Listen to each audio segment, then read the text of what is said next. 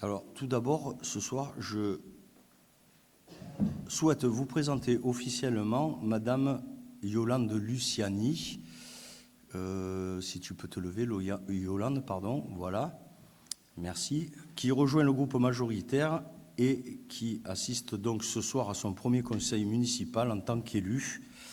Je lui souhaite ce soir, au nom de tout le conseil municipal, la bienvenue parmi nous.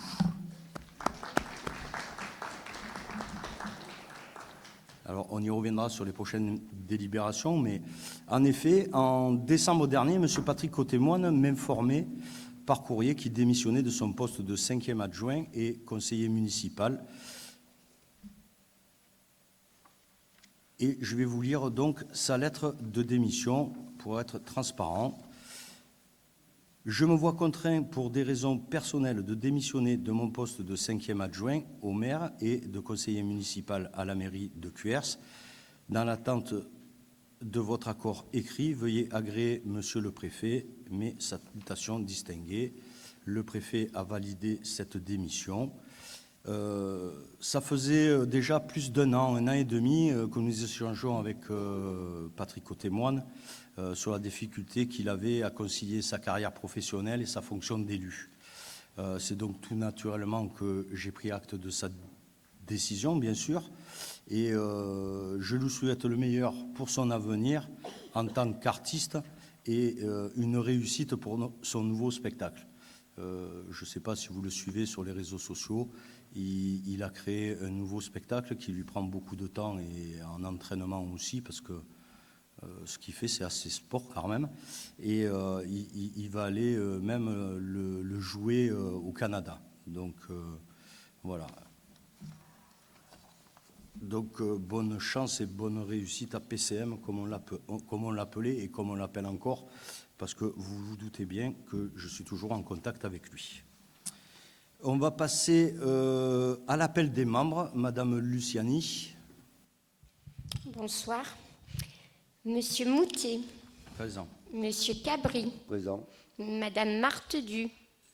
Monsieur Domas donne procuration à Monsieur Landa. Madame Leroy. Madame Effession. Monsieur Landa. Madame Samazan. Monsieur Richard. Madame Quenet. Madame Guffon. Monsieur Albérigo. Monsieur Dumay, Madame Blatcher-Graffin, Monsieur Michel, Madame Gauthier, Monsieur Kopp, moi-même, Monsieur Delvalle, Monsieur Déon, Madame Sentès donne procuration à Monsieur Cabri, Madame Papa, Madame Luciani Yolande, Monsieur Lupi, Madame Ferrard, absente, Monsieur Papazian, Madame Gagliardi donne procuration à Monsieur Lupi, Monsieur Prior, Monsieur Malfato donne procuration à Monsieur Chable, Madame Ambrogio, absente, Madame Legon, Monsieur Chable et Monsieur Basile. Merci. On va procéder, comme d'habitude, à la nomination d'un secrétaire de séance. Je vous propose Madame Luciani. Y a-t-il d'autres propositions? Non. Allez, qui s'abstient? Qui est contre? Qui est pour? Merci bien.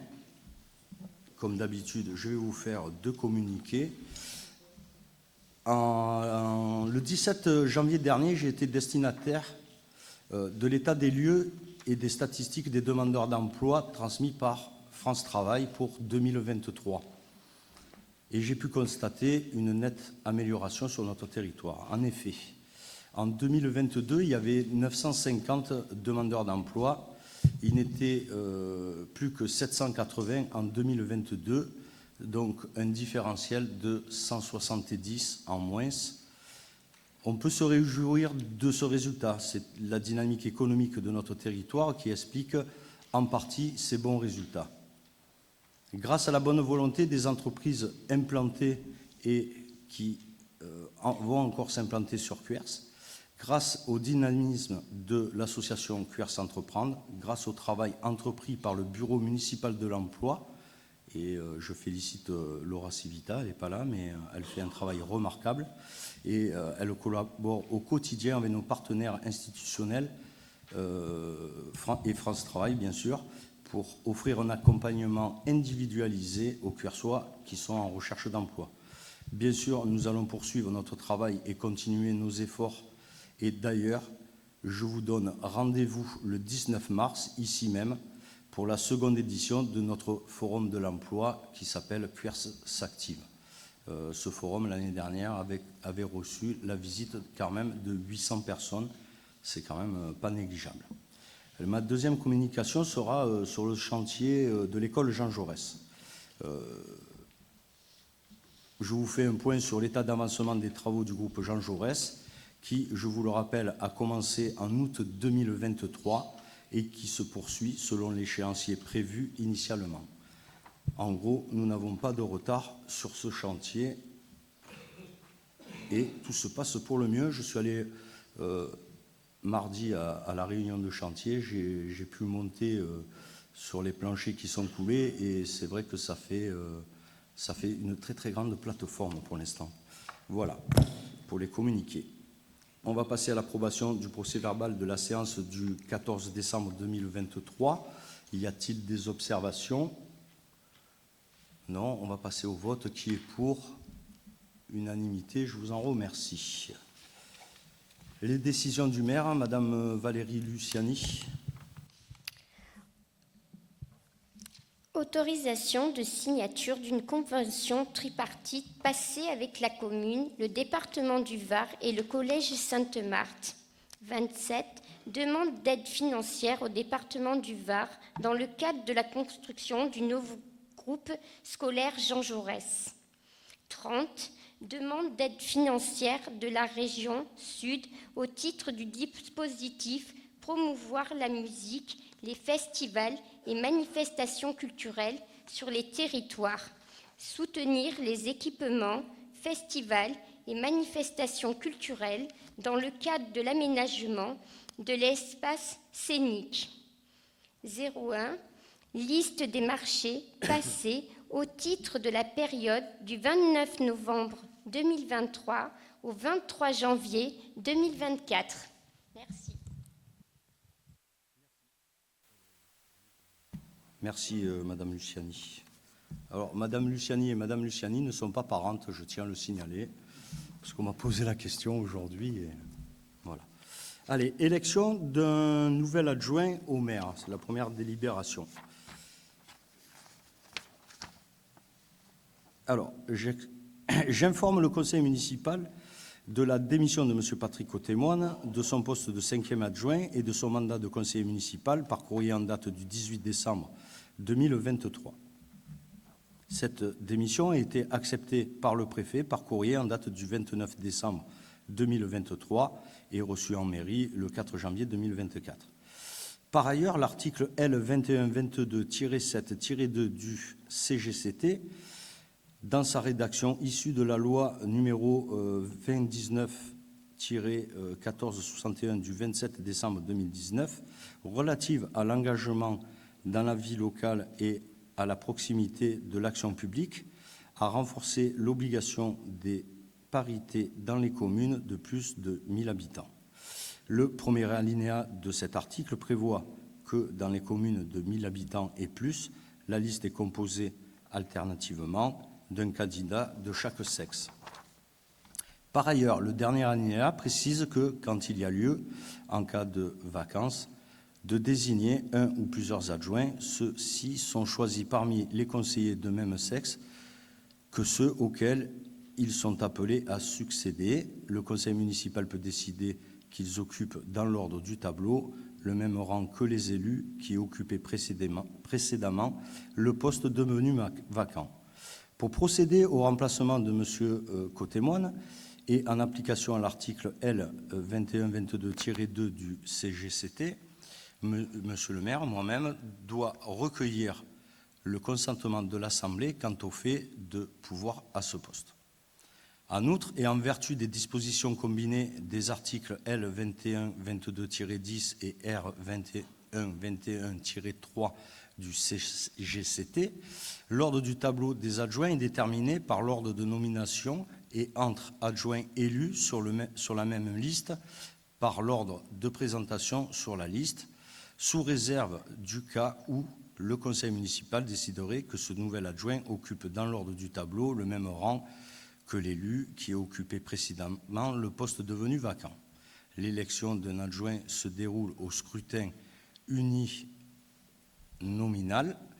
Celui-ci est élu au scrutin individuel et secret à la majorité absolue parmi les membres du conseil municipal dans les mêmes conditions que l'élection du maire. Si après 2 tours du scrutin, aucun candidat n'a obtenu la majorité absolue, il est procédé à un 3e tour de scrutin et l'élection a lieu à la majorité relative. En cas d'égalité de suffrage, le plus âgé est déclaré élu. Une période de 5 minutes est laissée aux conseillers pour présenter un nom au poste d'adjoint au maire vacant. Il est donc proposé de proposer au conseil municipal de délibérer sur le maintien du nombre d'adjoints à 9, sur le rang qu'occupera le nouvel adjoint, et pour désigner un nouvel adjoint au maire au scrutin secret, décidément, à la majorité absolue. Il est proposé au conseil municipal, et là on va le voter en plusieurs fois, comme ça sera plus simple, sauf la dernière, bien sûr, qu'on passera au vote secret, de conserver le même nombre d'adjoints, à savoir 9. Donc, qui s'abstient, qui est contre, qui est pour. Merci. D'entériner que le nouvel adjoint à désigner occupera dans l'ordre du tableau le même rang que l'élu qui occupait précédemment le poste devenu vacant. Donc, c'est 5e adjoint. Hein. On va procéder au vote. Qui s'abstient, qui est contre, qui est pour. Merci. Et qu'il est procédé à la désignation du 5e adjoint au maire au scrutin secret et à la majorité absolue. Alors, pour cela, nous allons organiser un bureau de vote à la table qui est devant vous. Vote à bulletin secret, comme je l'ai dit, et vous trouverez devant vous le candidat de la majorité, qui est Jean-Pierre Albérigo.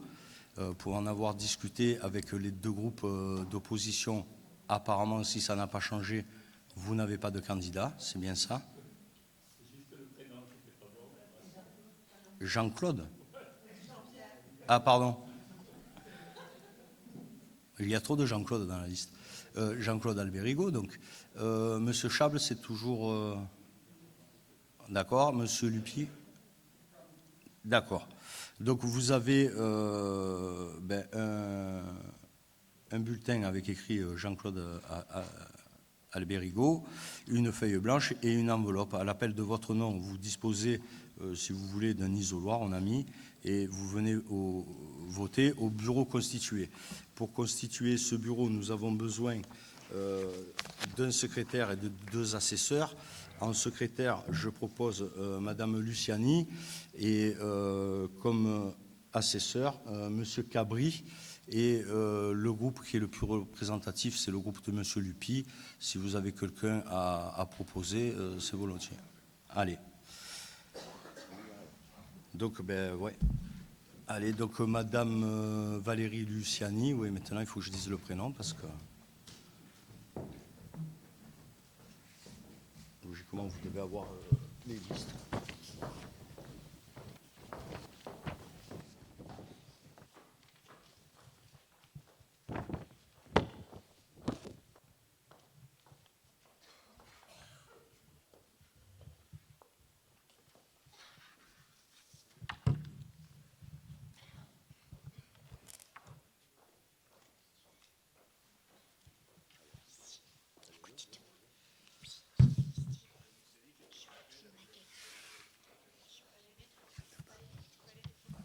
Valérie, tu fais avec la liste d'appel, hein? D'accord. Alors, par contre, ceux qui ont des procurations, pour les absents, bien sûr, vous allez voter pour vous et pour la personne qui vous a donné la procuration. Monsieur Moutet.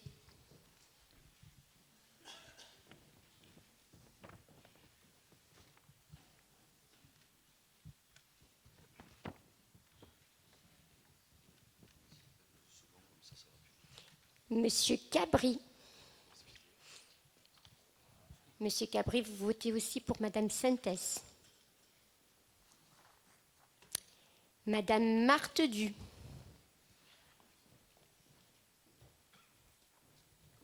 Monsieur Domas et Monsieur Landa.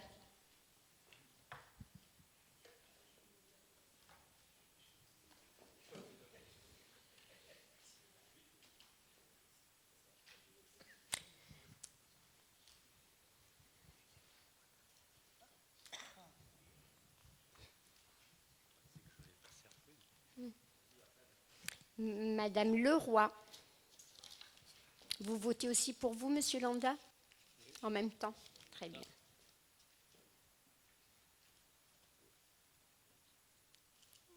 Très bien. Madame Effession.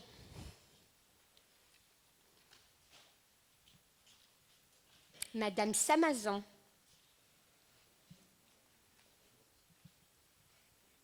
Monsieur Richard.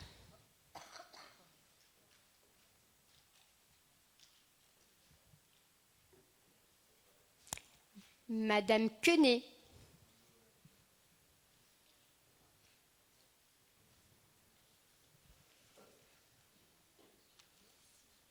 Madame Guffon.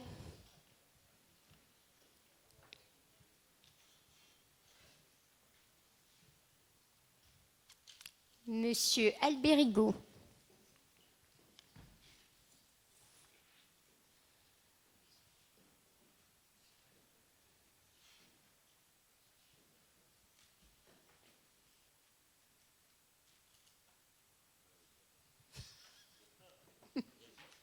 Monsieur Dumay.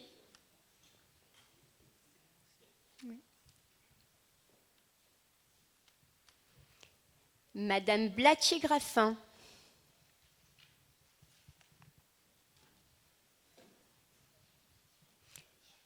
Monsieur Michel.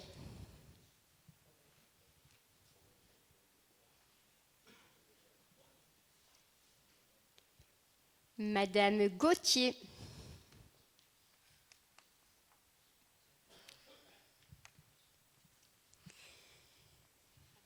Monsieur Kopp.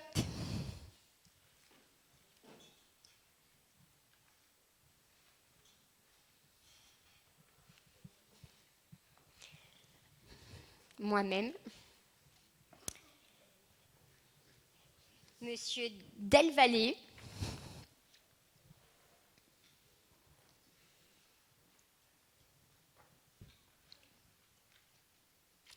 Monsieur Déon.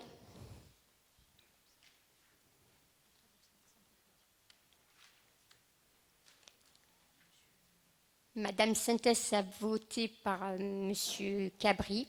Madame Papa.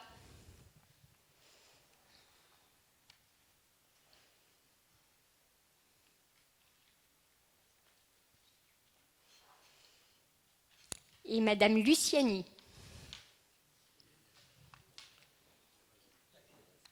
Yolande.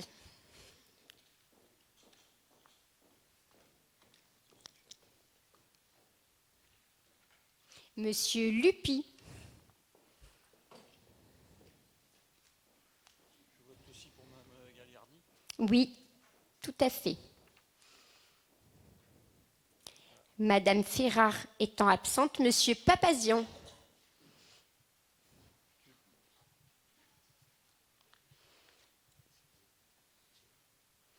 Et Monsieur Prior qui va suivre.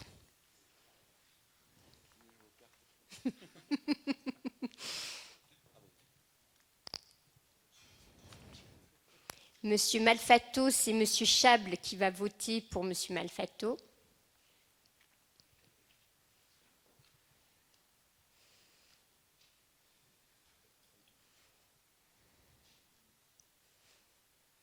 pour Monsieur Malfato et pour vous. Merci. Madame Ambrogio.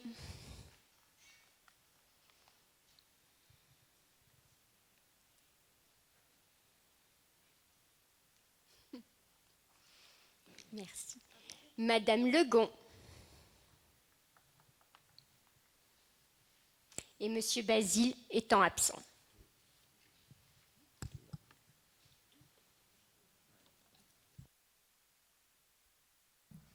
Allez, je vous laisse dépouiller.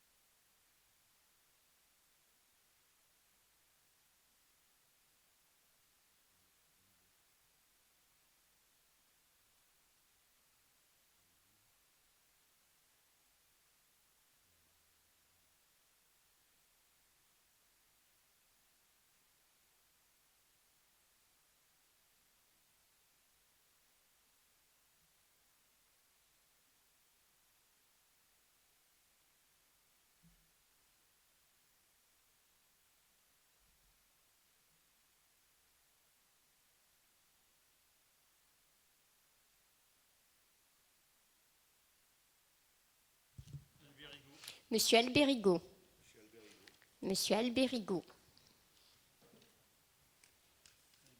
Monsieur Albérigo.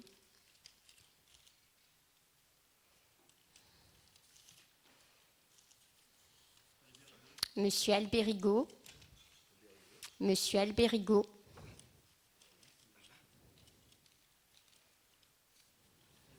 Monsieur Albérigo. Monsieur Albérigo. Monsieur Albérigo. Monsieur Albérigo.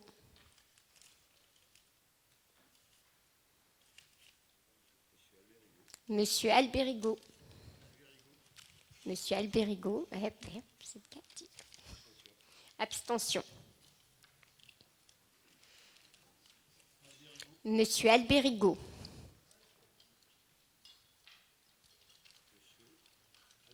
Monsieur Albérigo. Monsieur Albérigo.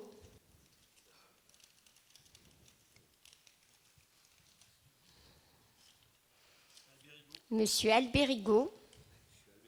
Monsieur Albérigo.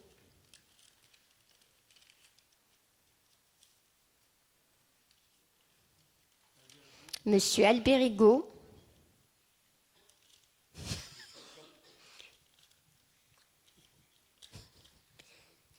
Monsieur Copp. Madame Gauthier. Gauthier. Monsieur Albérigo.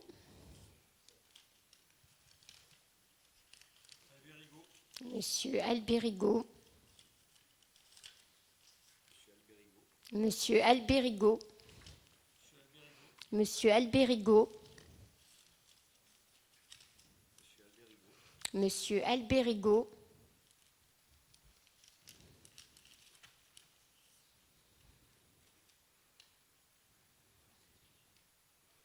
Eh oui, on attend. Monsieur Albérigo.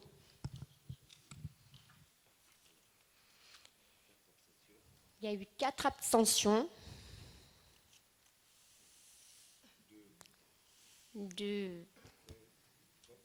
Un monsieur Copp et un monsieur Gauthier. Madame Gauthier, pardon. En plus, je te regarde.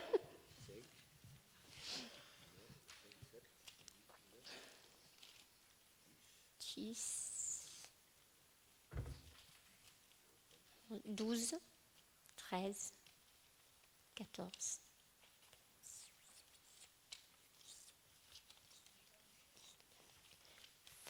21,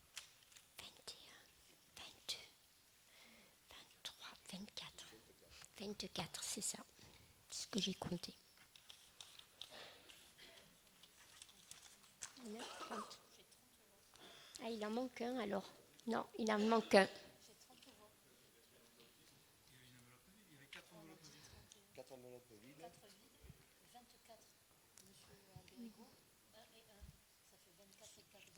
« 28, 30. Il en manque, oui.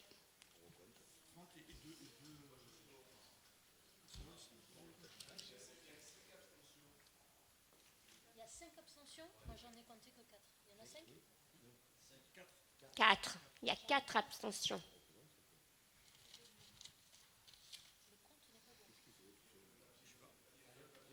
Oui, qui est tout seul sur la table.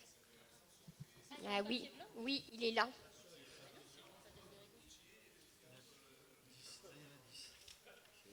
Ah oui. 3. Ah non, c'est M. Albérigo. 25. Mais parce qu'il l'avait laissé sur le côté. Donc là, le compte est bon. Donc, Monsieur Albérigo, vous êtes 5e adjoint et je vais vous remettre cette fameuse écharpe.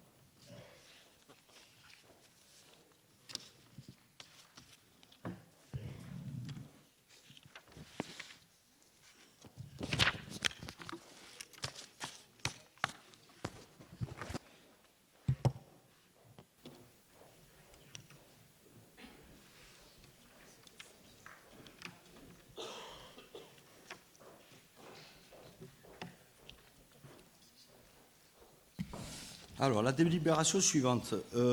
Indemnité de fonction du maire, des adjoints et des conseillers municipaux délégués.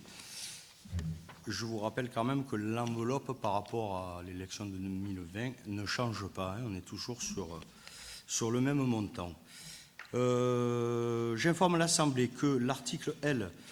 2122-18 du Code général des collectivités territoriales dispose que le maire est seul chargé de l'administration, mais il peut, sous la surveillance et sa responsabilité, déléguer par arrêté une partie de ses fonctions ou à un ou plusieurs de ses adjoints et à des membres du conseil municipal. Il est rappelé à l'Assemblée les dispositions réglementant les indemnités des élus. Selon l'article L. 21-23-20 du CGCT, les indemnités maximales pour l'exercice des fonctions du maire et des adjoints au maire sont fixées par référence au montant de traitement correspondant à l'indice brut terminal de l'échelle indiciaire de la fonction publique.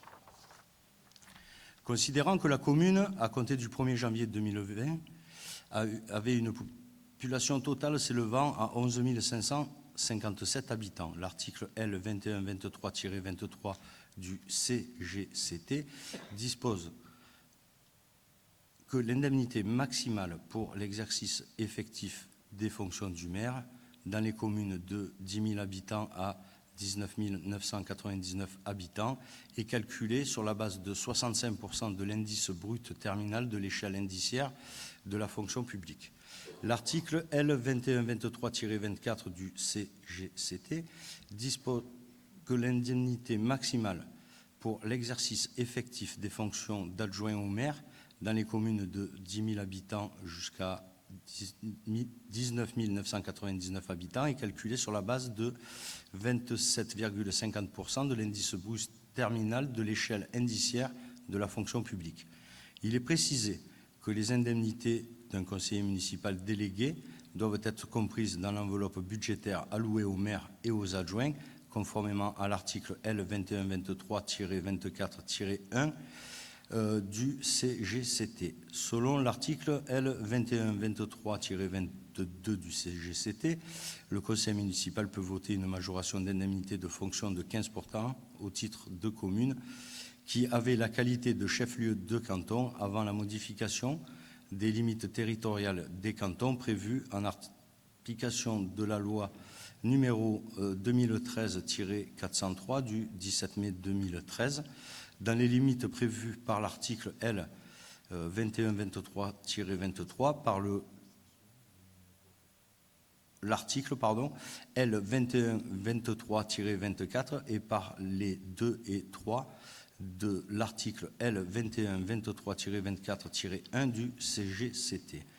Dans ce cadre et conformément au dernier alinéa de l'article L. 2123-22 du CGCT, le conseil municipal doit procéder par un vote distinct et de fixer le montant des indemnités de fonction dans le respect de l'enveloppe indemnitaire globale définie au 2 de l'article L. 2123-24 du CGCT.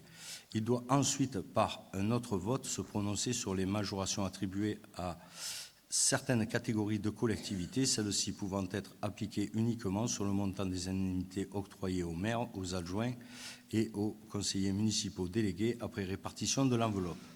Il est ainsi précisé que M. le maire souhaite déléguer sous sa surveillance et sa responsabilité une partie de ses fonctions à compter du 5 février 2024 à l'ensemble des 9 adjoints et des 3 conseillers municipaux. Il est proposé au conseil municipal, en application de l'ensemble des dispositions susvisées, 1. D'abroger la délibération 2020-07-22-23 du 22 juillet 2020 relative aux indemnités de fonction du maire, des adjoints et des conseillers municipaux délégués à compter du 5 février 2024. On va passer au vote de ce premier article. Qui s'abstient, qui est contre, qui est pour. Merci. On a 4 votes à faire là en vérité. Voilà. Alors, fixation de l'enveloppe globale autorisée. Ah, attendez. Voilà. Voilà. Alors, de procéder à 2 votes distincts pour les indemnités de fonction. Le premier vote. Fixation de l'enveloppe globale autorisée pour l'indemnisation des élus municipaux se composant des indemnités de fonction au taux maximal susceptible d'être versées aux maires et aux adjoints au maire. Le montant maximal de l'enveloppe des indemnités de fonction du maire et des adjoints est égal au total de l'indemnité maximale du maire, 65% de l'indice brut terminal de la fonction publique et du produit de 27,50% de l'indice brut terminal de la fonction publique par le nombre d'adjoints.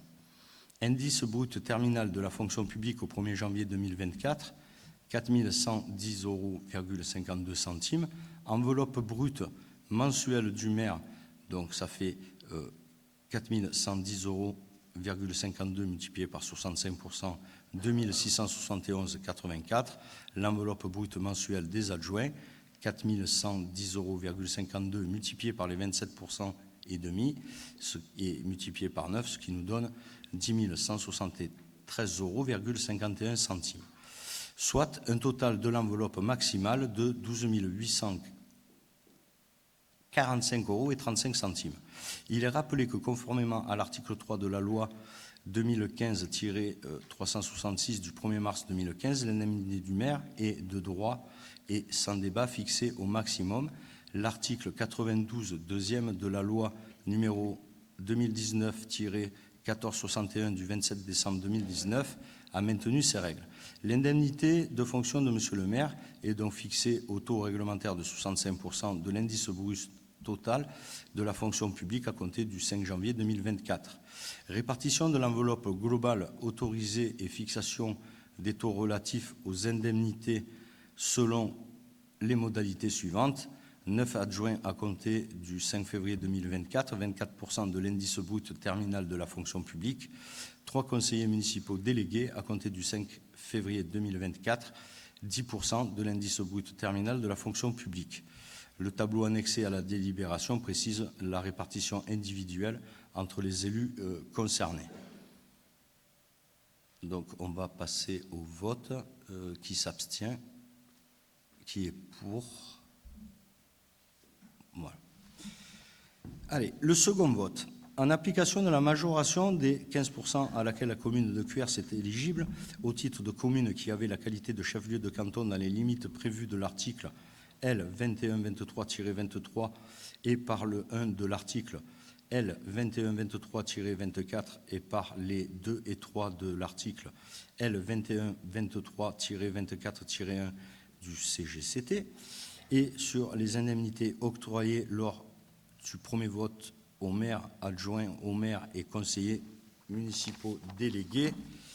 Le maire, à compter du 5 février 2024, 65% de l'indice brut terminal de la fonction publique, plus 15% au titre de la commune qui avait la qualité de chef-lieu de canton. 9 adjoints, à compter du 5 février 2024, 24% de l'indice brut terminal de la fonction publique, plus 15% au titre de la commune qui avait la qualité de chef-lieu de canton. 3 conseillers municipaux délégués à compter du 5 février 2024, 10% de l'indice brut terminal de la fonction publique, plus 15% au titre de la commune qui avait la qualité de chef-lieu de canton. Le tableau annexé à la délibération précise l'attribution individuelle des élus concernés. On va passer au vote. Qui s'abstient? Qui est contre? Qui est pour? Merci. Troisièmement, d'approuver sur la base des éléments précédemment votés le tableau récapitulatif si annexé de l'ensemble des indemnités de fonction. Donc là aussi, il faut qu'on vote. Qui s'abstient? Qui est contre? Qui est pour? Merci.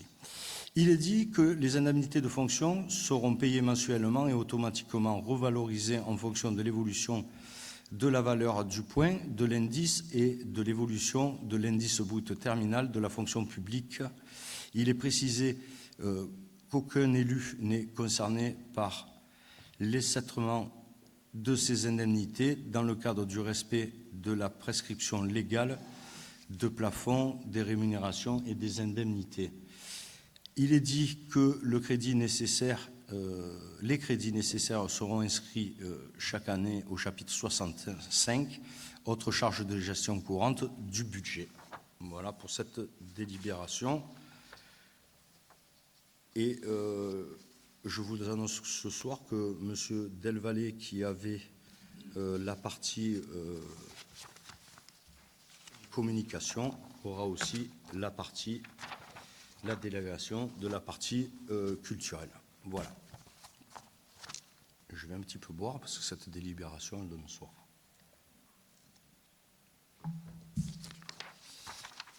Allez, maintenant, nous allons passer au vote du débat d'orientation budgétaire 2024 sur la base d'un rapport. Je passe la parole à M. Cabri.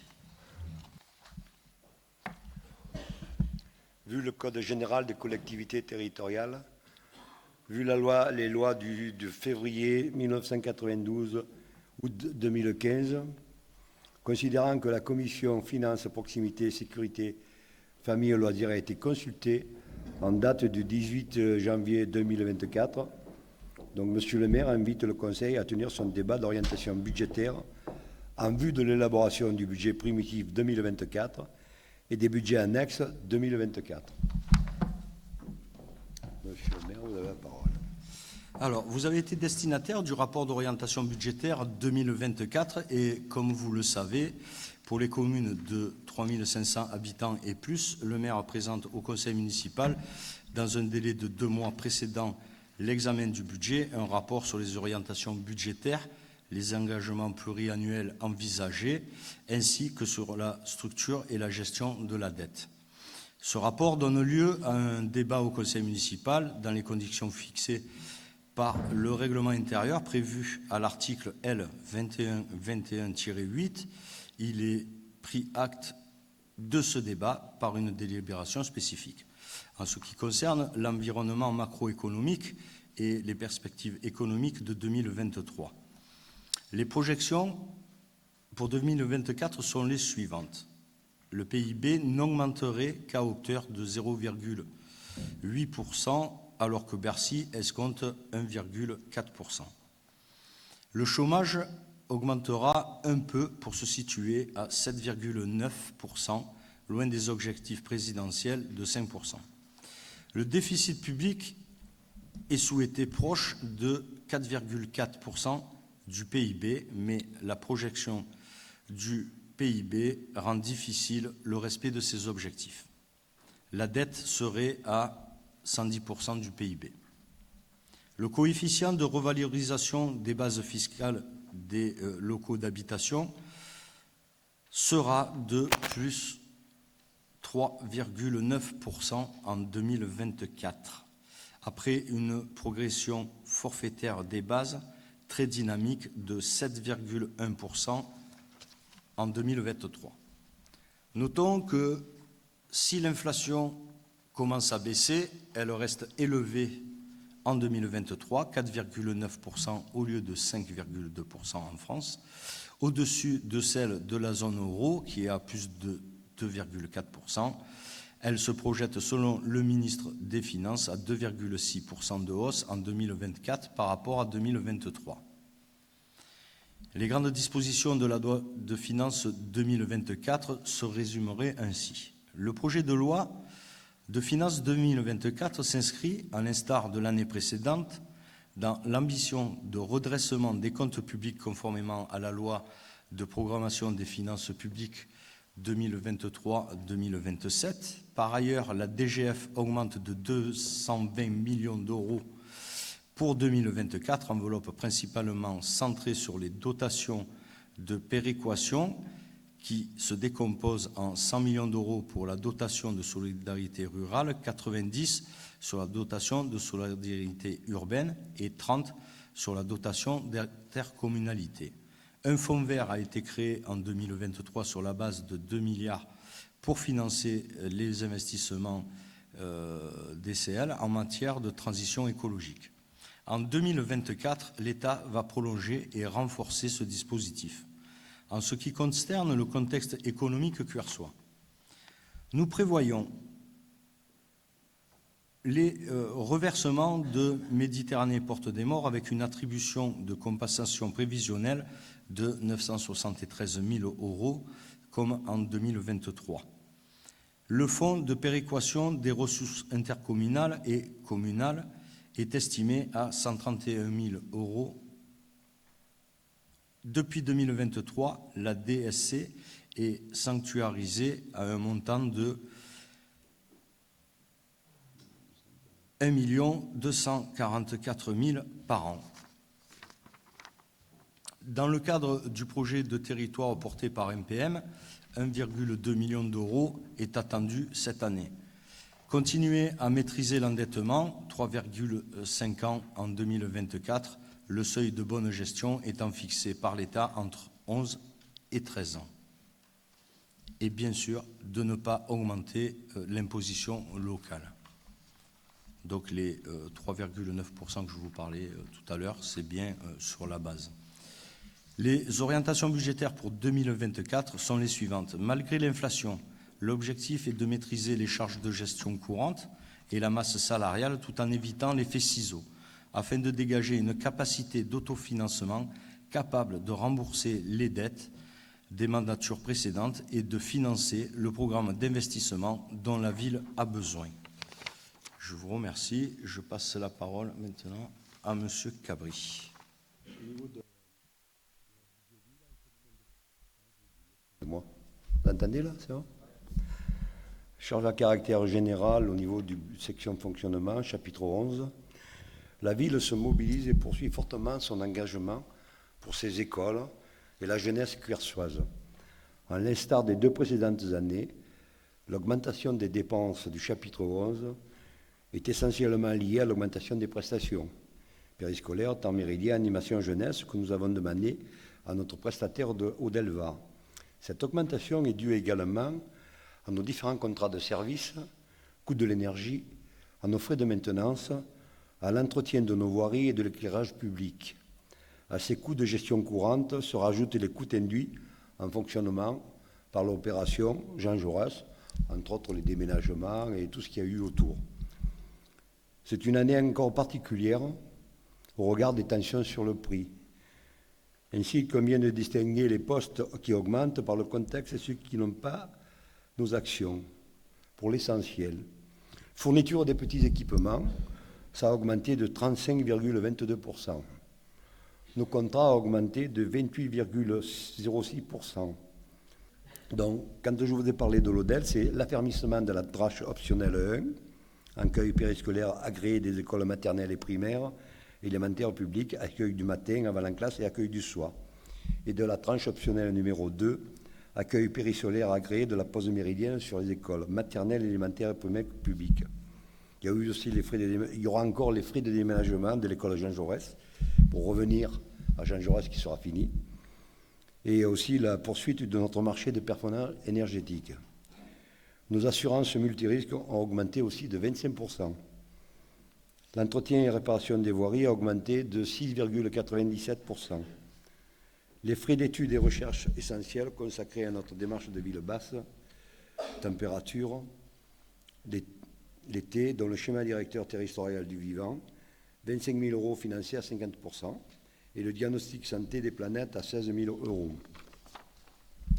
Comme l'année dernière, le cadrage indispensable pour maîtriser nos finances n'est possible que pour les dépenses courantes, pas celles issues des contrats et opérations lancées ou issues du contexte national ou international. Dans cet esprit, le cadrage budgétaire du chapitre 11, charge à caractère général, s'établit entre 0 et 1% par rapport à l'année dernière. Pour un exemple, l'année dernière, on avait un budget primitif qui était à 4 597 euros. La dépense de 2023 était de 4 100 000 euros. Et pour le BP 2024, nous avons remis 4 570 000. Charge de personnel au chapitre 12. La masse salariale, chapitre 12, pour 2024, subit encore une hausse de 6,4%. Par rapport au glissement vieillesse et technicité, parcours professionnel et carrière et rémunération nationale, garantie individuelle du pouvoir d'achat. La décision nationale qui augmente de 5% le point d'indice a alourdi mécaniquement en année pleine ce chapitre, tout comme les mesures prises sur les bas salaires. Pour le BP 2024, 2023, nous avions fixé le chapitre 12 à 7 425 000 et la dépense de cette année-là nous a été à 7 161 000. Pour BP 2024, nous mettons la barre à 7,9 millions d'euros. Pour ce qui est des charges financières, le montant des intérêts d'emprunt estimé est de 330 000 euros. Une prévision supplémentaire sera prise en compte pour notre futur emprunt si nous le faisons. Les subventions associatives. Dans la continuité de 2023, la ville consacre au tissu associatif une enveloppe de 80 000 euros ainsi qu'un support logistique important, mise à disposition gratuite de salles et d'équipements sportifs, forum des associations, prêt de matériel. De plus, la mise en place d'un service gestion des associations permettra de fournir un accompagnement administratif et technique sans précédent.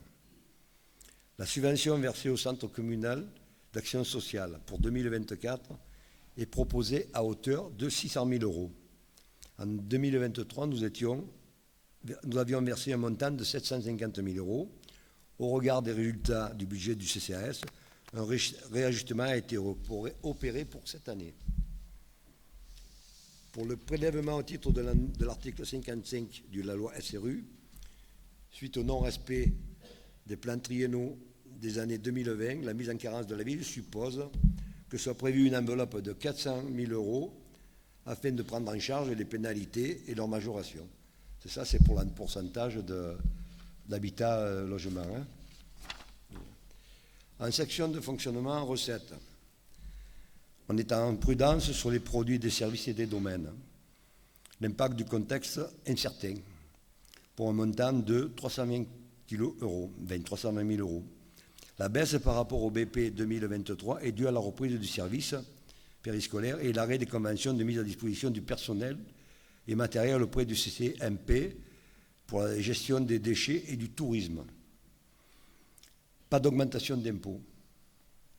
Reversement de MPM de l'attribution de compensation à 973 000 euros, fonds de péréquation des ressources communales et intercommunales à 131 000 euros. La dotation de solidarité communautaire est à 1 244 000 euros. Là, je ferai un point là-dessus, sachant que nous pensions que ça avait été voté, nous pensions que la dotation de solidarité communautaire pour 2023 serait de 850 000. Nous avons eu la surprise, en fin d'année, de recevoir un peu plus de 400 000 euros de compensation. Donc ça a été revu pour cette année. Donc ça nous a permis pour l'année 2023 d'avoir une réserve suffisante pour faire la compensation du remboursement du capital de la dette. On a fait une réserve, ça on le verra quand on discutera sur le budget, on a fait une réserve de l'ordre du million d'euros, ce qui nous permet de payer cette année, à l'instar de l'année dernière, cette année de payer le remboursement du capital de la dette à hauteur de 900 et quelques mille euros. Pour la section d'investissement en dépenses, l'objectif, c'est de créer des infrastructures nouvelles indispensables, rénover nos infrastructures existantes. Dans la continuité de 2023, 2024 sera une année de forte mobilisation financière pour nos investissements avec un prévisionnel de 15 millions d'euros. Poursuite de notre plan pluriannuel d'investissement, PPI, et autorisation de programme, crédit de paiement, ce qu'on appelle la PCP, pour le budget 2024, dont un détail sera présenté lors de l'adoption du budget primitif. Pour le détail des opérations, je vais rester dans le cadre. Poursuite de l'opération de rénovation de Jean Jaurès du groupe à hauteur de 10 300 000 euros pour cette année. Poursuite de l'opération de rénovation de l'éclairage public à hauteur de 730 000 euros. Réalisation du rond-point Saint-Lazare à hauteur de 540 000 euros. Poursuite de l'opération sur le complexe sportif à hauteur de 1 20 000 euros. Rénovation de l'Oustao-Pertout à hauteur de 300 000 euros. Poursuite de rénovation du centre-ville à hauteur de 769 000 euros. Rue Fraternité, rue Nationale et impasse Michelet pour tout ce qui concerne la rénovation des circuits, réseaux, eau et assainissement. La section d'investissement en recettes, la ville a une dette de 10 500 000 euros. Budget principal uniquement. Si on rajoute les budgets annexes, on est à 11 400 000 euros. La ville a prévu d'inscrire un nouvel emprunt au budget primitif 2024 de 3 millions d'euros. La recherche de subventions prend pour 2024 comme pour 2023 une dimension importante, sans précédent au vu des opérations qui sont portées. Donc nos partenaires publics sont la préfecture, le FEDER, le département, les régions et MPM. Ils sont privilégiés et recherchés. Voilà, je laisse la parole à monsieur le maire sur les données clés du budget primitif. Du budget. Je pense que vous êtes dans les temps que vous aviez dit, monsieur Cabri. Je ne sais pas, je crois que que vous avez fait un rigolo. pari, je ne sais pas avec qui. Mais... Le budget primitif, donc 2024, a été élaboré sur les bases suivantes.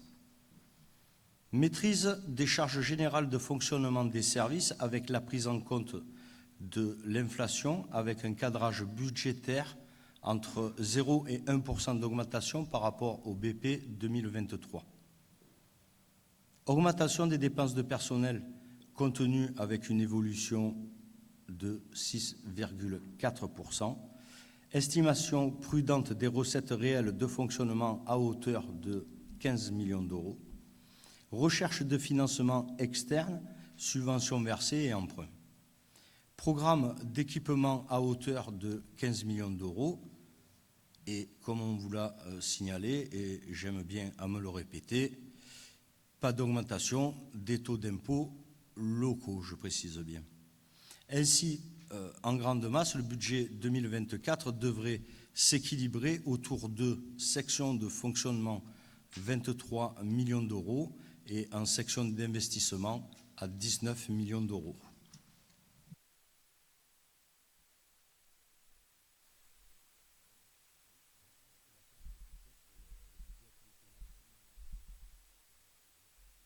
Vous entendez là? Budget assainissement, dans la continuité de réalisation commencée en 2023, le budget primitif de 2024 a été élaboré sur les bases suivantes. Mise en conformité ou remplacement des canalisations des rues Léon Amic, National et Fraternité. Réhabilitation partielle du réseau Gambetta. Au niveau de l'avenue Pierre Puget, un regard est positionné au bord du lit de Saint-Lazare, ce qui entraîne de nombreuses intrusions d'eau claire partant depuis. Ce regard sera donc déplacé avec une partie de la canalisation. Il y aura aussi un renouvellement de la canalisation impasse Michelet, le remplacement de la lame déferlante de clarificateur et de l'armoire électrique à la station d'épuration et la création de une branche d'assainissement dans le groupe scolaire. Donc ainsi, en grande masse, le budget 2024 devrait s'équilibrer en section de fonctionnement à 1,5 million et en section d'investissement à 1,5 million. Pour ce qui concerne le budget de l'eau, dans la continuité des réalisations aussi de 2023, les bases suivantes ont été élaborées. Donc, finalisation du nouveau forage que nous avons commencé au mois d'octobre 2023. Et donc, il sera finalisé cette année, un début du trimestre, parce que, bon, il fallait après passer par tous les services de l'État et de la région et du département. C'est assez long, hein. RSA et compagnie, quoi. C'est quand même... Renouvellement des canalisations rue nationale. Donc, au même titre qu'on fait le réseau d'eau, on fait le réseau aussi d'assainissement. Mise en place d'un groupe électrogène au Défend. Ça, c'est pour les problématiques, si des fois il y a une coupure totale d'électricité pour pouvoir alimenter les Cursois. Renouvellement des canalisations des vidanges du réservoir de la Fuchs, donc c'est un peu détérioré. Création de 3 branchements d'eau dans le groupe scolaire Jean Jaurès. Reprise du réseau Léon Amic, en cours. Renouvellement des vannes grapponnières et régulation. Un surpresseur au Quest. Et la poursuite du schéma directeur d'alimentation en eau potable. Et l'installation d'un onduleur au réservoir de la Fuchs pour pouvoir, disons, alimenter, si des fois il y a une coupure d'électricité, alimenter les systèmes qui permettent d'envoyer les bons niveaux de chlore et compagnie et d'analyser l'eau qui circule. Ainsi, en grande masse, le budget 2024, je devrais éviter de bouger, non ? Le budget 2024 devrait s'équilibrer autour de, en section de fonctionnement, 1,8 million d'euros et en section d'investissement, 1,85 million d'euros. Voilà, c'est... Moi, je vais arrêter là. On est pas mal. Ouais, non, je le dirai la prochaine fois, alors, pour le budget. Allez, Oui, c'est bon. la parole est à Monsieur Chable. Oui, merci pour cette présentation. Juste avant de démarrer, c'était pas prévu, mais un point de forme. Je suis un peu assez agacé parce que vous nous présentiez un document qui est un peu moins bien présenté qu'avant, c'est pas très grave, mais que des informations supplémentaires ou présentées différemment, mais surtout supplémentaires qui soient présentées là et qui ne nous soient pas fournies, c'est un peu agaçant. Le tableau synthétique de la section de fonctionnement qui permet juste un peu quand même de donner les grands axes, de les comparer d'une année sur l'autre, etc. Il n'y a pas toutes les infos dans le document. Il y a une mise à jour aussi pour le travaux de Roquefort. Il y avait marqué 780 000 € dans le document que vous nous avez fourni. Là, on apprend que c'est 1,20 million. Enfin, franchement, je veux bien que vous présentiez les choses différemment du document fourni, mais il faut aussi nous donner les mêmes armes et les mêmes choses. C'est-à-dire que là, il y a plusieurs informations que je n'avais pas et que je découvre le soir du conseil. Donc, normalement, on doit les découvrir quand on reçoit les dossiers. Ça, c'est un point de forme et je me tiens à disposition pour vous montrer un petit peu les différences. Voilà, donc ça, c'est la forme. Sur le fond, maintenant. Merci de cette présentation, je l'ai déjà dit, mais on reste un peu sur notre faim. Il manque des choses. Il faudra attendre encore une fois le BP. Je diviserai un peu ça en plusieurs points. En fait, là-dedans, il y a ce qui a été écrit d'avance. Il y a 2 ans, dès début 2022, on avait fait le pari qu'on finirait avec un niveau d'endettement identique en début de mandat. Alors qu'il y avait chaque année une baisse de l'endettement d'1 million, mais on avait dit qu'au vu des choses, de la manière dont elles se présentaient, on finirait au même niveau d'endettement. Donc là, il y a 3 millions d'euros, plus les 1,5 million de fin 2023 pour votre prêt spécifique Banque des Territoires pour tout ce qui est éclairage. On avait parlé d'un mur d'investissement, on y est aujourd'hui. On m'avait répondu avec une petite moue de défiance. On m'avait répondu que non, ça va le faire. Jean Jaurès, ce serait 8 à 9 millions d'euros, que les excédents permettraient de passer le cap et que les financements extérieurs qui devaient arriver feraient que ça irait. Finalement, nous avions dit que Jean Jaurès, on serait plutôt à 12-13 millions d'euros. Et aujourd'hui, on a quoi? Donc on a cette empreinte de 3 millions d'euros. On met 10,3 millions d'euros en 2024 après avoir mis 1 million l'année dernière. Donc on va arriver peu ou prou aux 12-13 millions d'euros. Alors on avait besoin d'investir, il n'y a pas de souci. Mais on avait dit aussi que ce serait fait par les financements extérieurs. Vous en parlez. Et quand je fais cet mois de janvier 17 cérémonies de vœux dans toutes les mairies de la 6e circonscription, et quand j'entends des maires qui nous parlent de leurs projets d'école, je passe notamment à La Selle, à Fort-Calquéré, où on arrive à 50, 60, 70% de financement extérieur pour les écoles. C'est-à-dire pour agrandir, rénover, construire une école. Et que nous, on loupe 3 années de suite la DETR. Que certains arrivent à se faire financer 60-70% d'opérations spécifiques en DETR décile. Je me dis qu'au final, certes, la participation de MPM, c'est pas mal, c'est bien. 3 millions d'euros sur un programme d'investissement de 20, pas de 12. Là aussi, il y a une petite coquille. Mais que si au final, on arrive à 25% de financement extérieur, c'est pas mal. Bon. On emprunte, il y a de l'investissement, mais on est loin des ambitions initiales. Et merci aussi aux excédents laissés auparavant qui, constitués et en les accumulant, ont permis aussi de diminuer la note. Et je parle avant 2020. Ce qui est bien, là-dessus, rien à dire, vraiment, je vous tire mon chapeau, c'est l'eau et l'assainissement. Ok, là on vous suit à 100%. Sur le chapitre eau et assainissement, le travail est fait. Voilà, bon, au moins ce sera dit.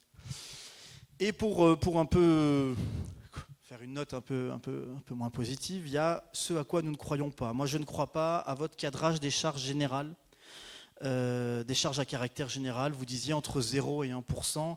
Enfin, soyons sérieux, de BP à BP, vous l'aviez fait, vous aviez eu la même ambition en 2022, pour finir en 2023, dans le BP, on verra le compte administratif, avec une hausse de 11,67. Donc, c'est infaisable, ce sera juste reculer pour mieux sauter. D'ailleurs, parenthèse, vous parliez d'effet ciseau dans votre document, l'effet ciseau, il sera là. Moi, je vous fais aussi un nouveau pari. Le vrai ciseau, il sera là, c'est-à-dire que l'année prochaine, on aura moins de dynamisme au niveau de la taxe foncière, pour simplifier, et on aura le rattrapage avec un cadre trop rigoureux au niveau des charges générales. Donc ça ne sera, c'est pas en face dans le tableau, hein, ceux qui maîtrisent la comptabilité publique le savent, mais ça va se ressentir dans l'épargne brute, l'épargne nette, pardon.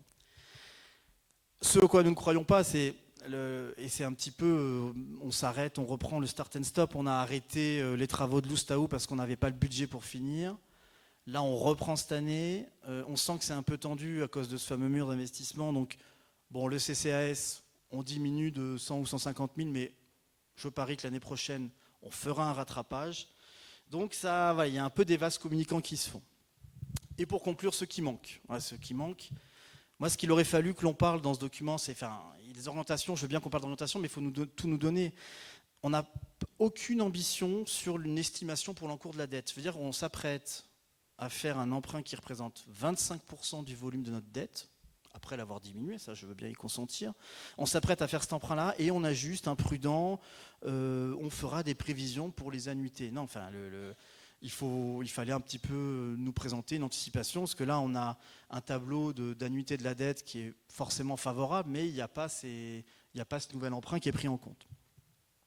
Une prospective un petit peu sur et là ça va être important, sur les coûts liés à tous les différents programmes que vous souhaitez lancer, dans notamment la convention de mixité sociale ou autre. Alors on a l'impression que ça coûte rien, le Kidam moyen va vous dire non, c'est un privé qui construit. Non, pour une commune, il y a des coûts cachés pour l'ensemble, enfin cachés. je rectifie, que le citoyen n'a pas forcément conscience pour une collectivité, en termes de connexion, en termes d'eau, en termes de tout ce que cela peut coûter. Là-dessus, il n'y a rien. Sur le fond vert, vraiment, vous en parliez, mais il n'y a pas de... Il faudrait peut-être une cellule en place, il faudrait peut-être rechercher, parce qu'il y a pas mal d'argent qui est mis en table en 2023, et je ne vois pas forcément une envie de s'organiser pour aller les chercher. Il y a d'autres choses. Il n'y avait pas l'explication que la baisse du nombre de vacataires, c'est en fait le pendant de l'augmentation du contrat de l'ODEL. Enfin, il y avait pas mal de choses. Mais bref, j'attends le BP avec impatience. Et parce qu'il y aura, à mon avis, j'espère à dire. Et je reviens la prochaine fois. J'espère qu'on aura les mêmes informations dans ce qui nous est envoyé que dans ce qui nous est présenté. Merci. Je vais vous répondre sur certains sujets et d'autres, ça sera M. Cabri. DETR, 1 118 000 euros. La DSIL, 558 000 euros. Le fonds vert, 560 000 euros. Et la région, 841 000 euros. Je vous les donne après si vous voulez les chiffres. Donc quand vous parlez de chiffres, parlez du factuel, parce que chaque fois, vous êtes dans les fausses informations. Et je laisse la parole à M. Cabri, il vous répondra pourquoi il y a une baisse sur le CCAS. C'est normal parce que nous, c'est un peu particulier, l'ancienne municipalité, et on avait tellement de sujets à réaliser qu'on ne s'est pas encore penché dessus. Et dans le CCAS, il y a plusieurs budgets, il y a la petite enfance, etc. C'est pour ça qu'on réajuste. Sur la partie sociale, il n'y a pas de baisse. Donc oui, le fonds vert, on est allé le chercher. Là, aujourd'hui, j'étais encore avec le département parce que je suis dans l'attente de la subvention que l'on a demandée pour le groupe Jean Jaurès. Et je reçois les services du département après le conseil communautaire, en milieu de mois pour les subventions de 2024 parce qu'ils font comme chez nous, ils mettent un plan pluriannuel d'investissement. Donc les subventions, on va les chercher. Après, je ne dis pas que c'est facile à aller chercher, il n'y a pas de problème. Après, quand tu pourras parler de l'excédent avant 2020, je ne suis pas tout à fait d'accord avec l'excédent que vous parlez, parce qu'il y avait quand même l'emprunt du pôle culturel ici, et c'est une chose normale, mais bon, c'était dans l'excédent, puisque c'est nous, après, quand on est arrivé, qu'on a commencé à rembourser et à payer les factures. Concernant les dossiers, au lieu d'aller à l'apéritif chez monsieur le préfet, vous veniez à la commission de monsieur Cabri et vous auriez pu voir s'il y avait des erreurs dans nos documents. Chaque fois, on répète la même chose, hein, monsieur Chable, mais chaque fois, aux commissions, je ne dis pas qu'on vous voit jamais, mais on vous voit rarement. Concernant l'Oustau Pertuti, puisque vous en parlez, vous n'êtes pas sans le savoir et tout le monde l'indique. Je veux dire, et vous avez fait, comme vous dites, les vœux de toute la circonscription, voire plus. Toutes les communes ont les mêmes problématiques et ont les mêmes problématiques que les particuliers. Ce n'est pas une inflation, c'est une spéculation. Donc à un moment donné, je suis là pour faire attention à l'argent public, ce n'est pas le mien, et croyez-moi, j'y fais attention. Et sur les investissements, quand il faut prendre des décisions, je suis là pour les prendre. Donc l'Oustau Pertuti, on a mis un certain budget pour cette année, et les travaux, ils se feront peut-être en deux phases, en 2024 et 2025, mais ils seront faits. Après, à un moment donné, on n'a pas le choix. Quand on paye 80 000 euros de gaz et que l'année d'après, on reçoit 200 000 euros, je veux dire, on est obligé de faire des arbitrages. Et je suis là pour ça. Je laisse la parole à M. Cabri. Oui, donc je vais répondre sur plusieurs sujets. Le premier sujet, c'est par rapport à la dette communale. Vous dites qu'elle va être à l'identique de celle qu'on a reçue. Vous êtes un peu fort quand même. Parce que quand on va finaliser en 2026 ce qu'on a payé, on sera de l'ordre de 9 millions d'euros. Si on rajoute 3 millions, ça fait 12 millions. Et même si on fait ce qu'on appelle par rapport à l'éclairage, l'avance qu'on nous a fait, qui est payée par l'éclairage, de l'ordre de 1 400 000 €, on sera nettement en dessous de la valeur qu'on avait au début. Ça, c'est le premier point. Monsieur le maire vous a dit que, effectivement, quand on est en commission municipale, c'est intéressant d'y venir, où là, on peut partager et on peut voir qu'effectivement, au début du travail, on fait aussi quelques manquements qui font qu'à un moment donné, on est obligé de redresser la barre. Pour ce qui est de la méthodologie de travail, il ne faut pas oublier qu'il y a eu une inflation considérable entre 2022 et 2023 et ça va continuer en 2024. Le problème qu'on a aussi, c'est que l'ensemble des gros investissements se situe sur 2023, 2024 et probablement 2025. Le problème qu'on a, c'est que comme c'est tellement resserré, que les subventions que l'on a et dont monsieur le maire vous a parlé, et ça sera du 50 ou 60%, c'est clair, vont arriver après les besoins qu'on a. Donc le problème, c'est qu'à un moment donné, il faut trouver les solutions de financement et la trésorerie au moment où on en a besoin. Parce que quand vous regardez ce qu'on avait dit en début de mandat, on avait dit grosso modo, on va faire des investissements à hauteur de 23 millions, on avait checké toutes les valeurs qu'on pouvait avoir. Mais ces valeurs-là, on ne les a pas toutes en même temps, le même jour.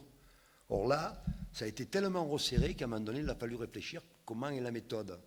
Et cette méthode-là nous a permis de dire aussi, on va emprunter de telle manière que si on a un besoin de trésorerie, on l'aura. Parce que le problème, c'est de payer les factures au fur et à mesure qu'elles arrivent. Parce que les subventions, en général, elles arrivent après la facture. Mais à un moment donné, le mec, il veut se faire payer pour la facture. Donc c'est le gros problème, il est là. Nous, ce qu'il nous faut, c'est aussi de la trésorerie. Donc les 15 millions qu'on a, c'est vraiment de la trésorerie. Et on va probablement pouvoir payer toutes les facturations qui seront données, que ce soit pour la Jean Jaurès, que ce soit pour Roquefort, que ce soit pour l'Oustau ou ailleurs. C'est le choix qu'on a fait. C'est à un moment donné, on dit, on ne va pas rester le couteau sous la gorge pour ne pas pouvoir payer. Ce qui veut dire pour autant qu'on a quand même fait très attention au budget de la ville, que ce soit en fonctionnement et en investissement. Et on a effectivement élargi les investissements pour pouvoir arriver à bien cadrer tout le système. Après l'eau et l'assainissement, on a essayé aussi de travailler méthodiquement avec la société Veolia, avec nos services techniques, pour arriver à refaire un certain nombre aussi de réseaux qui étaient totalement défoncés. Et donc, au fur et à mesure du temps, on a fait incroyablement un travail incroyable. Donc, on arrive aussi à bien avancer là-dessus. Voilà, donc le travail que l'on fait, le travail qui sont faits par les services, par tout le monde, est un travail formidable.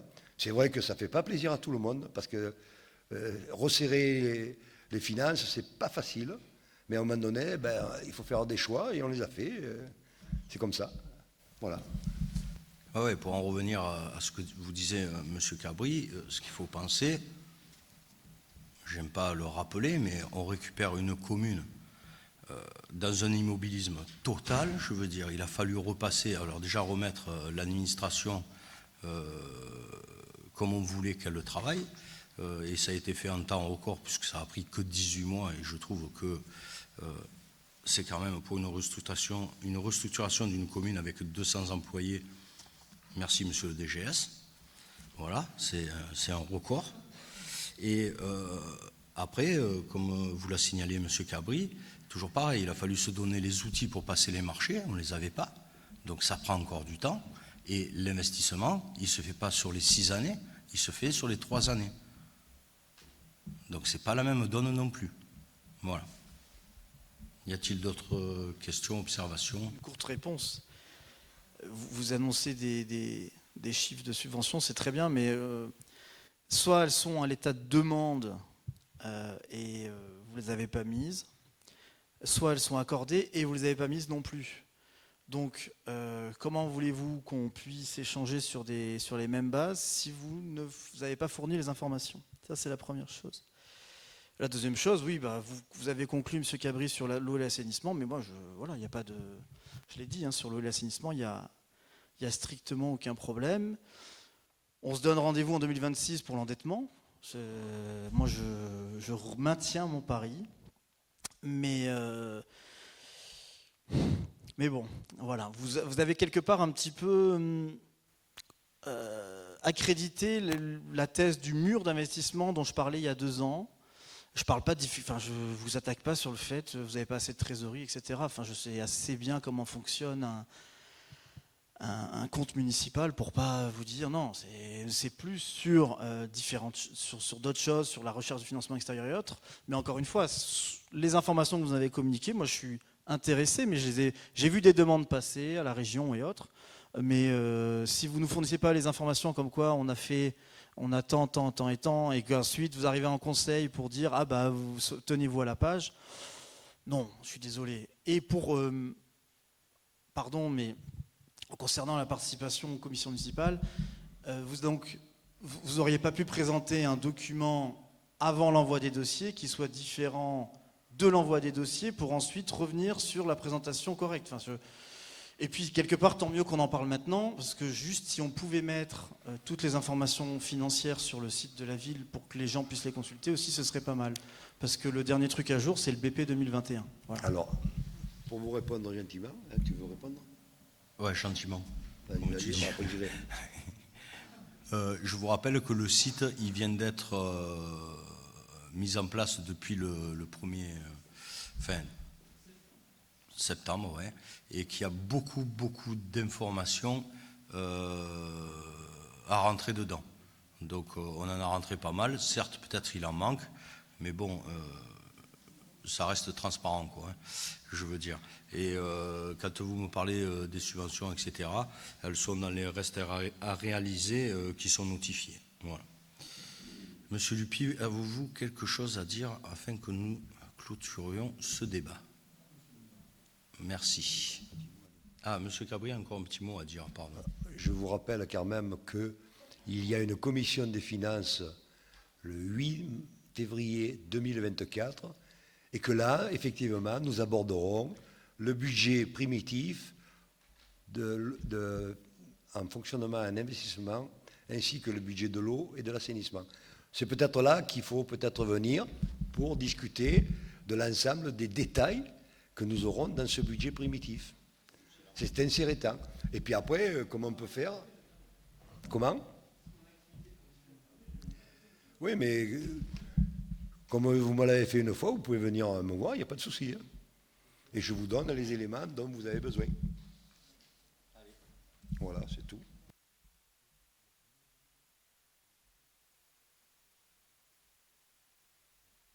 Donc nous prenons acte, hein. Voilà. Allez. Eh bien, Monsieur Cabri, c'est encore à vous. Hein. Avance sur la subvention au Centre communal d'action sociale. Considérant que la réglementation comptable oblige à verser les subventions après les décisions individuelles d'attribution et ou le vote du budget. Cependant, le conseil municipal peut y déroger en accordant par délibération une avance sur la subvention. Cette décision doit être motivée pour les besoins de l'organisme de manière afin que soit d'honorer ses obligations financières. Que la commission finances, proximité, sécurité, famille et loisirs a été consultée en date du 18 janvier 2024. Donc j'expose que le Centre communal d'action sociale a formulé une demande de versement d'avance sur la subvention annuelle 2024 afin de couvrir le premier trimestre, dont, en fonction des prévisions établies, ils souhaitent obtenir une avance de 100 000 euros que nous allons leur mettre à disposition. Et pour répondre à la discussion qu'on a eue à peine sur l'attribution de subventions au CCAS, quand nous sommes arrivés en 2020, c'était tellement difficile et c'était tellement éparpillé de toutes parts que nous étions passés de 500 000 euros et progressivement nous sommes arrivés à 750 000 euros. Et au fur et à mesure du temps, qu'on a redressé la barre, que ce soit dans la partie publique, c'est-à-dire la partie fonctionnement de la mairie et la partie du fonctionnement du CCAS, nous avons découvert que on avait fait quand même un gros travail d'atténuation des charges à la fois des charges du chapitre 12 et des charges du chapitre 11.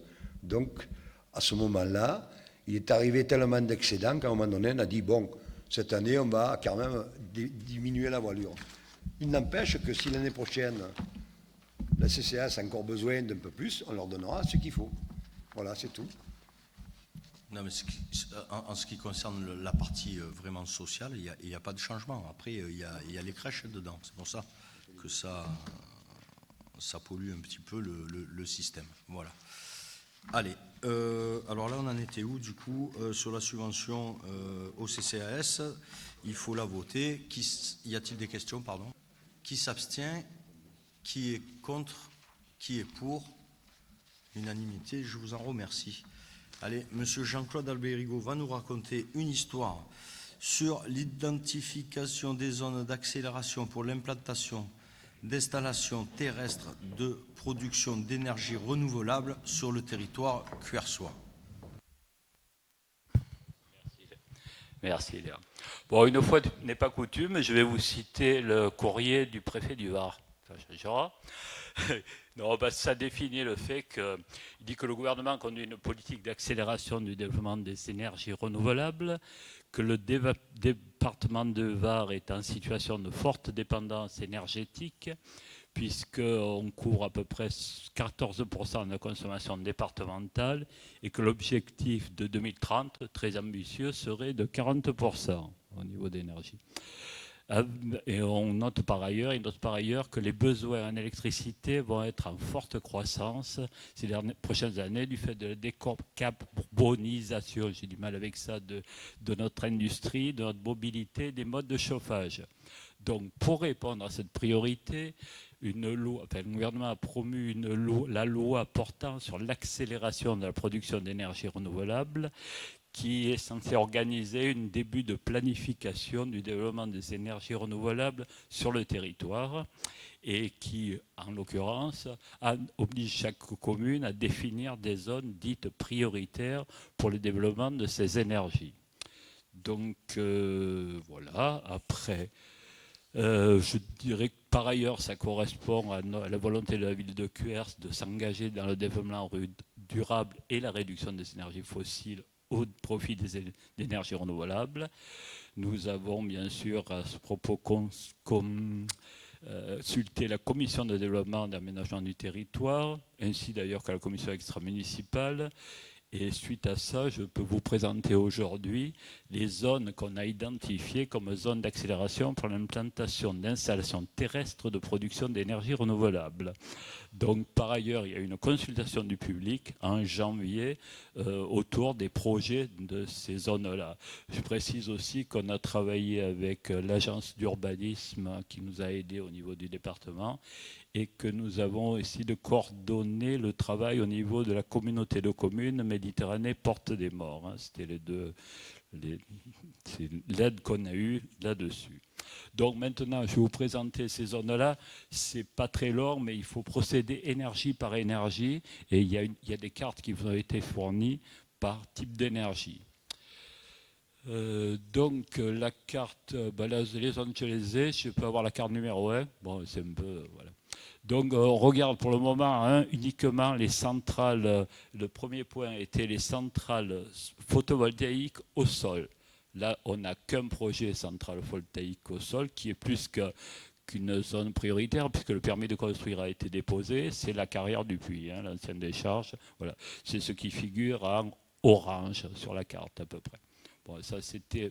Voilà, le premier point qu'on a retenu, ça ne posait pas de problème. Je ne sais pas si ça accélère. On espère que ça accélère les études, c'est pas sûr, mais en tout cas, on l'a mis dans les zones d'accélération. Si on continue la carte numéro 2, donc nous avons les toitures. Alors là, c'est simple, tous les secteurs où il y a des toitures de plus de 500 mètres carrés, essentiellement les immeubles, les zones d'immeubles, sont concernés par les zones d'accélération. Donc là, vous trouvez classiquement les couesses, les bousquets, les péregrins, etc. Je précise que, peut-être qu'on me pose la question, que pour le moment, la définition de ces zones n'est assortie d'aucune incitation de l'État et d'aucune obligation. C'est juste un repérage sur le territoire des zones prioritaires. Donc là, on a mis les zones d'immeubles, les zones collectives. Pour ce qui est du centre-ville, il y a l'ensemble donc de la mairie, des écoles, du gymnase, toutes ces toitures qui font plus de 500 mètres carrés.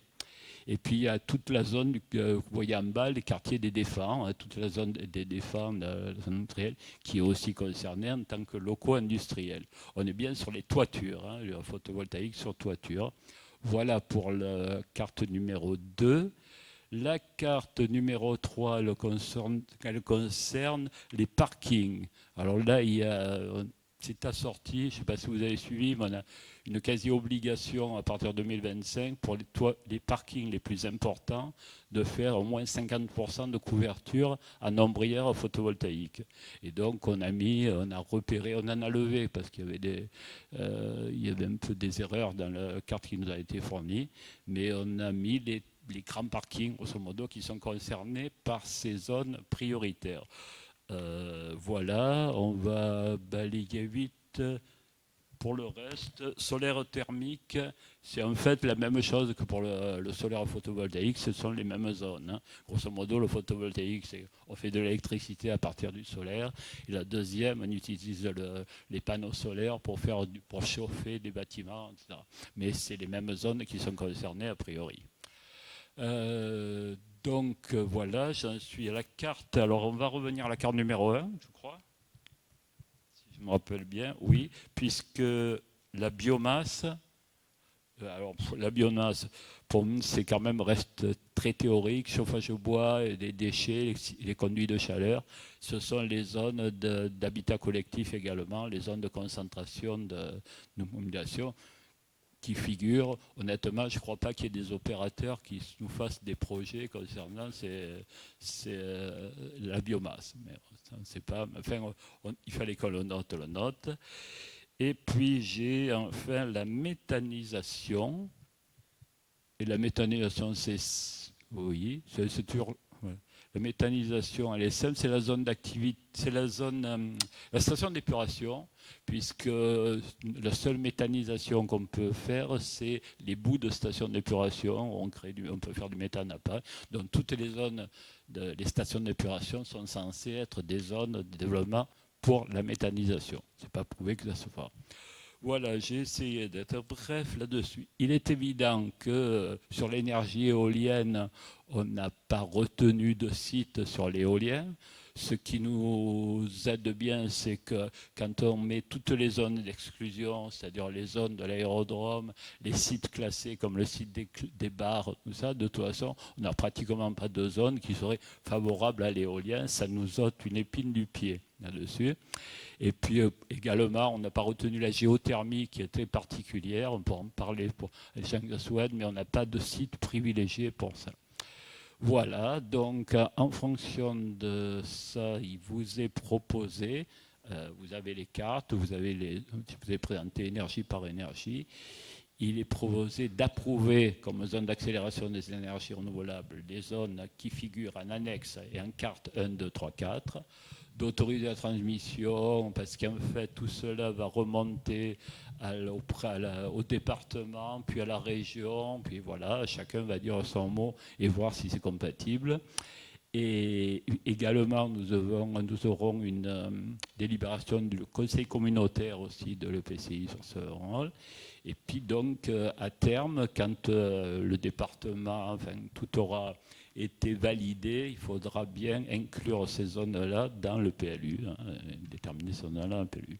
Voilà, donc je vous propose de voter ces zones d'accélération. S'il y a des questions, je suis prêt à y répondre.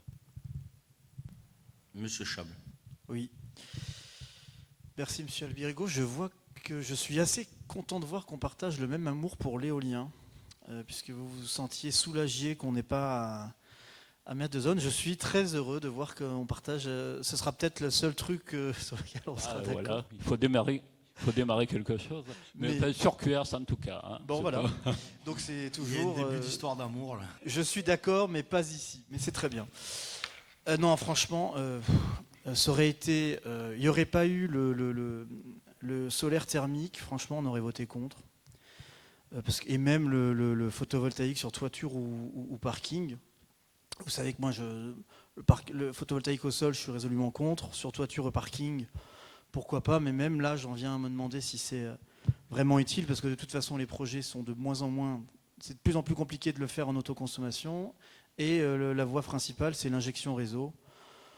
Bon, écoutez, franchement, quand je vois les objectifs du préfet, je voudrais que chacun ait conscience un petit peu, on nous propose de fournir des zones, avec toutes les précautions que vous avez évoquées, mais pour limiter les effets néfastes de la production d'énergie sur le climat, pour parler de décarbonation ou autre.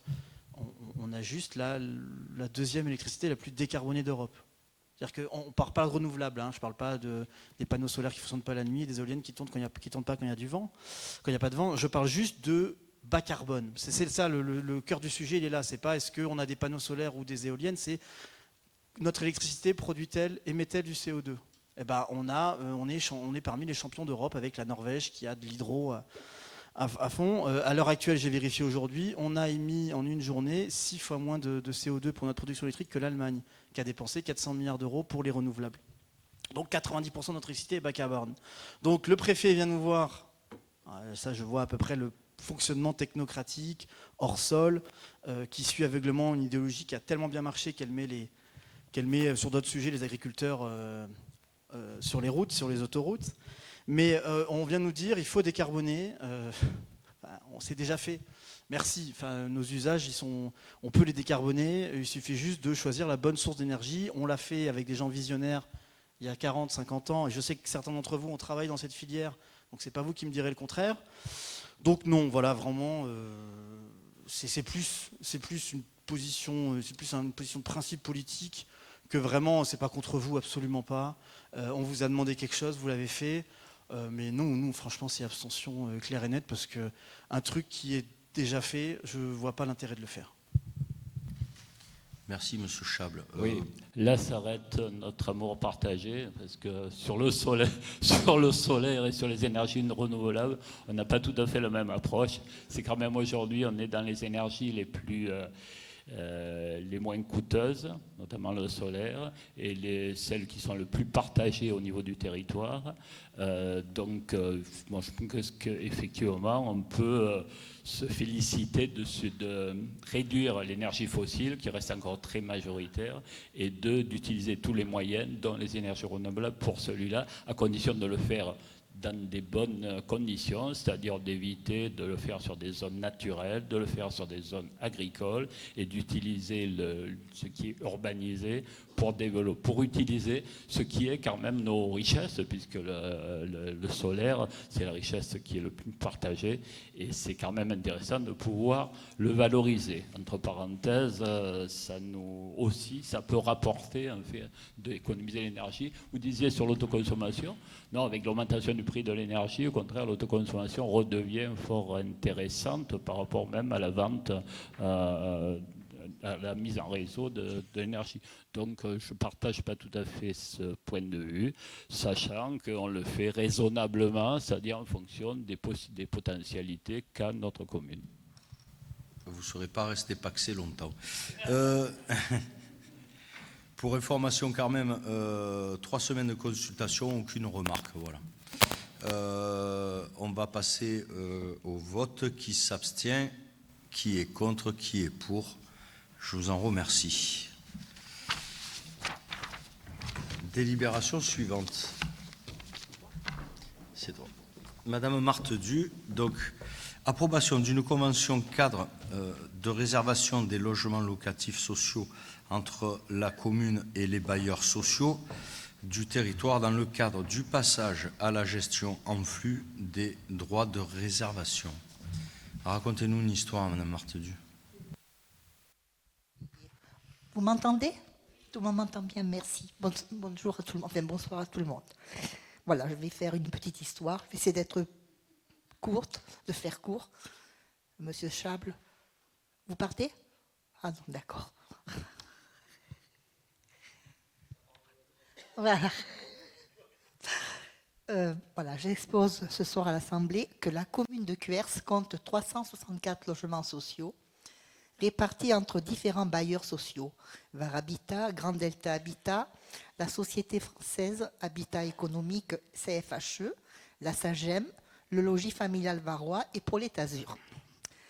La commune de Cuers est réservataire de logements sociaux au titre des garanties d'emprunt accordés aux bailleurs sociaux pour leur prêt à la réalisation de logements sociaux. C'est ce que nous appelons communément le contingent communal. À ce titre, elle va signer des conventions de gestion en flux avec les bailleurs sociaux précités. Cet acte conventionnel établira les modalités de mise en œuvre du passage en gestion en flux, le taux de vacances propre à chaque bailleur social et le taux de réservation induit à chaque commune. Pour information, les nouvelles opérations de logements sociaux continueront de faire l'objet d'une convention de réservation avec une gestion en stock pour la première location. Une gestion en stock, c'est quoi? Ce sont des logements identifiés par typologie, par financement et par programme. Cela consiste à identifier, avant la livraison d'un programme, des logements qui, lorsqu'ils sont livrés ou libérés, sont mis à disposition du réservataire, ici la commune, afin qu'elle puisse proposer des candidats. Or, il s'avère que le logement libéré peut ne pas répondre à la demande du fait de sa localisation, de sa typologie, de son loyer, alors qu'il aurait pu répondre à une demande émanant d'un autre réservataire. Ce qui constitue en soi une rigidité, freinant notamment la mobilité résidentielle au sein du parc social. L'objectif principal de cette mesure est donc d'assurer plus de fluidité dans le parc social et de mieux répondre aux demandes de logement social dans leur diversité en élargissant les possibilités de réponse à chaque demande. Par conséquent, le passage d'une gestion en stock à une gestion en flux visera à apporter une plus grande transparence des processus d'attribution, une meilleure information des demandeurs et les conditions d'une plus grande mixité sociale. Les logements ne seront plus identifiés par réservataire, mais sur un flux annuel de logements disponibles à la location. Le bailleur, quel qu'il soit, en bon connaisseur de son parc, constituera un appui essentiel aux élus dans le dispositif d'attribution. À chaque libération de logement, il orientera les logements vers les différents réservataires en fonction de leurs besoins. Il n'est toutefois pas le seul décideur dans le processus d'attribution. La décision d'attribution reste en effet collective via l'instance décisionnaire que constitue la commission d'attribution des logements et d'examen de l'occupation des logements, la fameuse CALEOL, et dans laquelle le maire dispose d'un rôle déterminant, notamment avec la possibilité de mobiliser son vote de façon prépondérante en cas d'égalité des voix. Un mode de calcul réglementaire permettra de transformer les droits des réservations actuelles de la commune en pourcentage d'attribution à réaliser dans l'année. Le flux d'attribution sera actualisé chaque année par les bailleurs sociaux en tenant compte des évolutions du patrimoine. Ce sera aussi l'occasion de procéder, si nécessaire, à des ajustements en recherchant des pistes d'amélioration.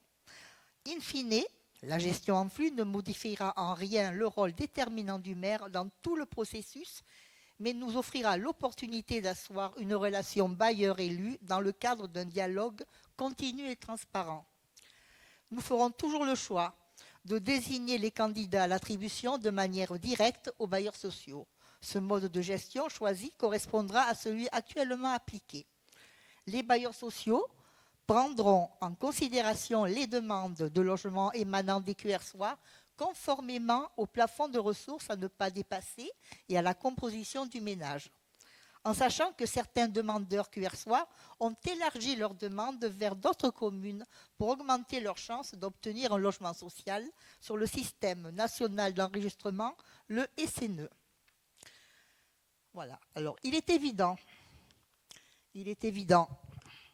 que cette réforme qui va être mise en place, va demander aux communes, va nous demander un effort important d'adaptation. Des bilans rapprochés seront nécessaires et nous devons y apporter une grande vigilance. Pour autant, nous sommes contraints de l'appliquer. Force est à la loi. Dura lex sed lex. Voilà, j'ai fini mon exposé.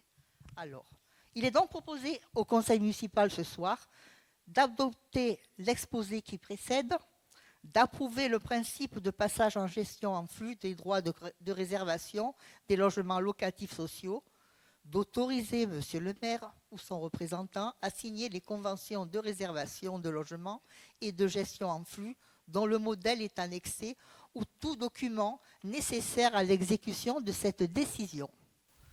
Voilà. Merci. Merci Marie-Noël. Donc beaucoup plus de travail Oui, pour énormément de vous. travail. Oui, Voilà. pour les services. Oui. Logiquement, plus de transparence dans les attributions. Oui. Voilà ce qu'on peut résumer, mais bon.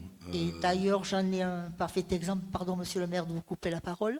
Aujourd'hui, j'ai reçu d'un bailleur social, bon, pour le nommer, pour ne pas le nommer, la SAGEM, sur le contingent qui leur appartient, une proposition pour que je puisse positionner 3 candidats sur ce logement. Voilà, donc l'important, c'est de privilégier le lien amical avec les bailleurs. C'est ce que je fais depuis que j'ai pris mes fonctions dans cette délégation. Voilà.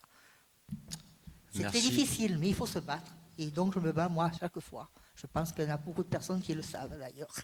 Voilà, je vous remercie, monsieur Chat, pour les questions. De toute façon, comme on l'a toujours dit, tous les maires disent la même chose. Priorité déjà à notre population. Et après, on verra. C'est ce qu'on a dit dans le bureau avec monsieur le préfet. Après, on verra ce qui se passe. Mais bon, c'est clair qu'on ne lâchera pas grand-chose. Voilà. Y a-t-il des questions? On va passer au vote. Qui s'abstient? Qui est contre? Qui est pour? Je vous remercie. Passez une bonne fin de soirée. Le prochain conseil municipal est prévu pour le 22 février. Et surtout, n'oubliez pas les séances d'avant-conseil et les commissions. Monsieur Chable. Voilà. Bonne soirée à toutes et à tous. La séance du conseil municipal est levée. Bonne soirée.